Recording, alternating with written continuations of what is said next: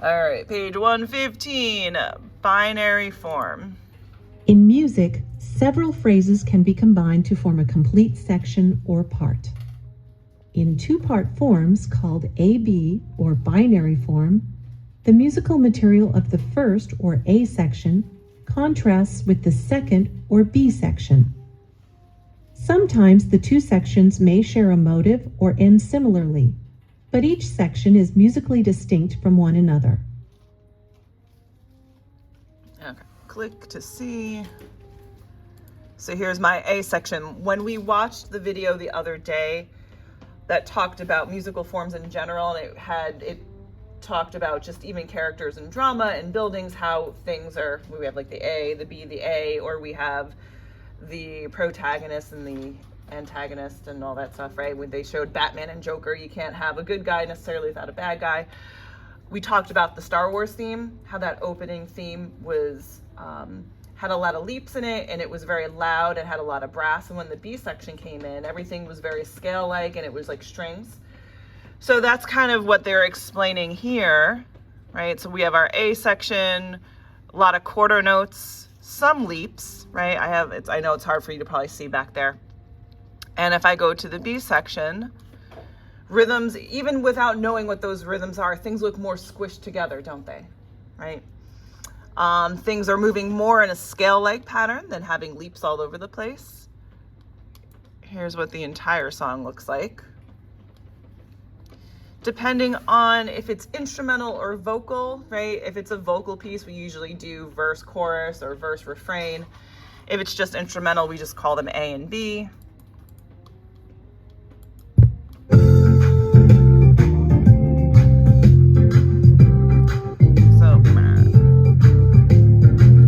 Well, that's super cool. Let me get to the right section here.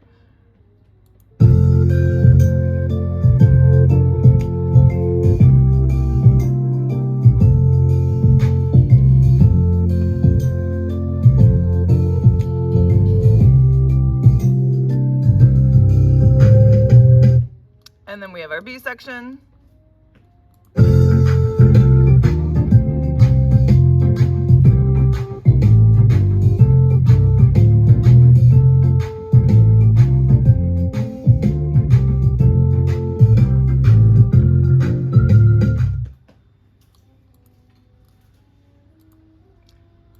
Variety and contrast is achieved in each section through differences in many elements such as melody, rhythm, harmony, time signature, and tempo. For instance, in Go Tell It on the Mountain, the first measure of the A section features an ascending melody with quarter notes, as compared with measure 1 of the B section, which has a descending melody and a rhythm of a half note, dotted eighth, and 16th notes.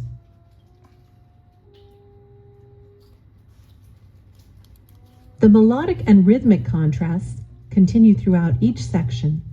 The time signature remains the same for two sections, and the harmony is similar, differing primarily in the final chord of each section. A verse is a section of a song that tells a story and changes with each repetition, which is followed by the refrain or chorus, a section of a song that is repeated after each verse. The song format of verse and refrain is typical of A-B form.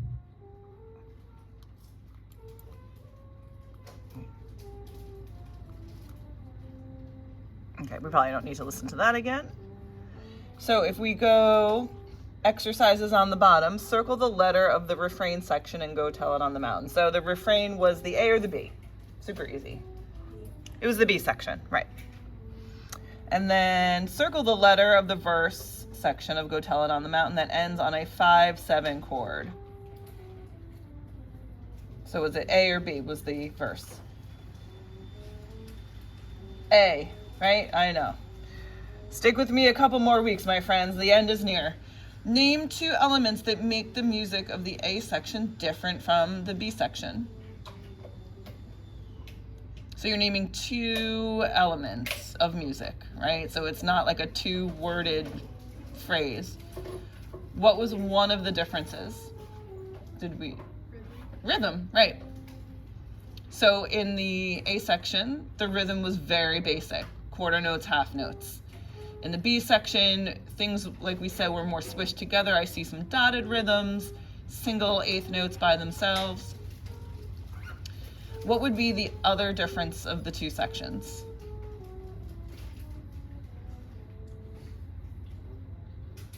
If you look at paragraph 2, it kind of says it in there. Melody, yeah, melody. They were talking about how in the verse, the melody goes up, and in the refrain, the melody goes down. I mean, that's a pretty basic, easy one to say. In that second paragraph, they talk about time signature and tempo. Well, that doesn't really pertain to this particular song, right? But those things could change. The harmony, if you look at the harmony, right? So we don't have any Roman numeral analysis, and we don't have, the only thing we have are the chord symbols, right? So it starts on F, C7, F, C7. And if you look at the refrain, F, C7, F, C7, F. So it's basically the same chord progression. All right.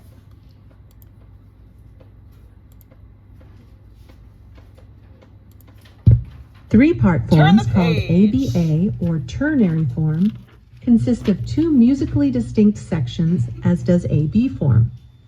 In this form, however, there is A, a statement, B, a contrasting statement of new material, and A restatement of the A section. This is one of the most common forms found in all types of music, from folk songs to symphonies. So we have our A section. Swing low, Oh, yeah. sweet chariot, coming for to carry me home. Swing low, sweet chariot, coming for to carry me home. So before we even look at the B section, we have leaps in the melody, right? B to G is a third. Then it goes G, E, D. We got a leap of a third in there. We have at the end, I know it's probably hard to see, but I think it's in your book, right? Yeah. We have B to D, which is the third. So a lot of leaping. So I'm probably guessing, is my B section going to have the same type of leaping? Probably not. There'll probably be some changes. We have some leaps. I looked over Jordan, and what did I see? Coming for to carry me home. A band of angels coming after me, coming for to carry me home. And then the A section comes back. Swing low, sweet chariot, coming for to carry me home.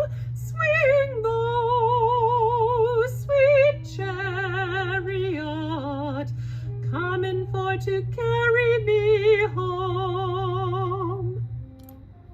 So, you have it in your book.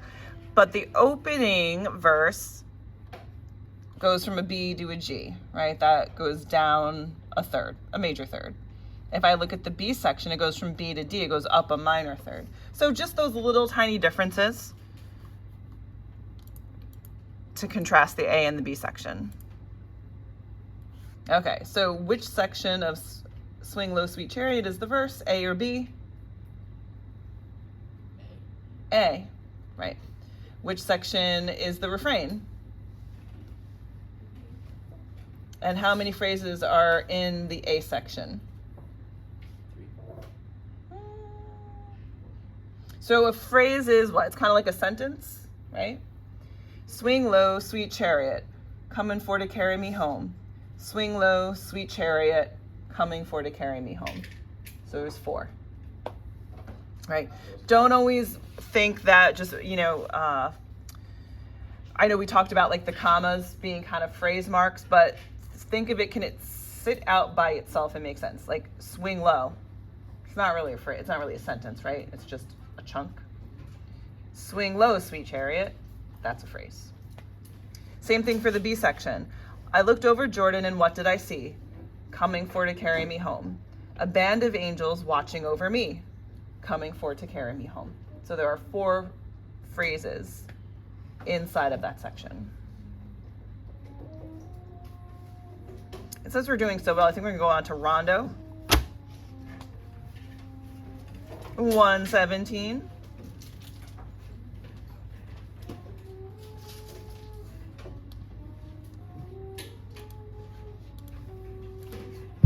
A rondo is a form that consists of an A section alternating with other contrasting sections of musical material. A is the recurring section.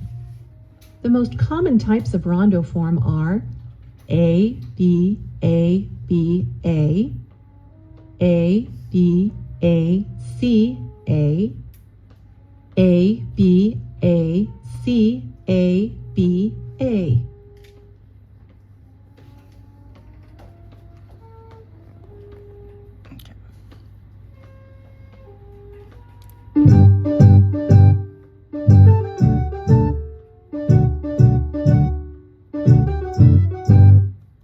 So it's A, and that happens several times. Then we have our B section.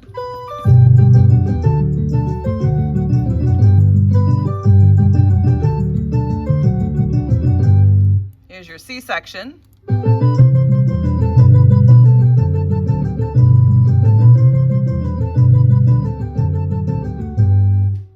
So if I was doing like a tune that had lyrics, right? I would have verse, chorus. What would the C section be? Bridge, right? Connecting the 2 different sections of the tune. Something else I was gonna say about that, and I don't remember. Let's keep going here. So, what is the form of la raspa? Does it just go back and forth? I mean, we've already just kind of did it, but what would it be, the first, second, or third answer in the book? The second, right? Because we had an A, we had a B, and those happened a few times, but then there was one section that was new material that only appeared once. That would be C. Which section predominantly features eighth notes and quarter notes in its motif or in its phrases?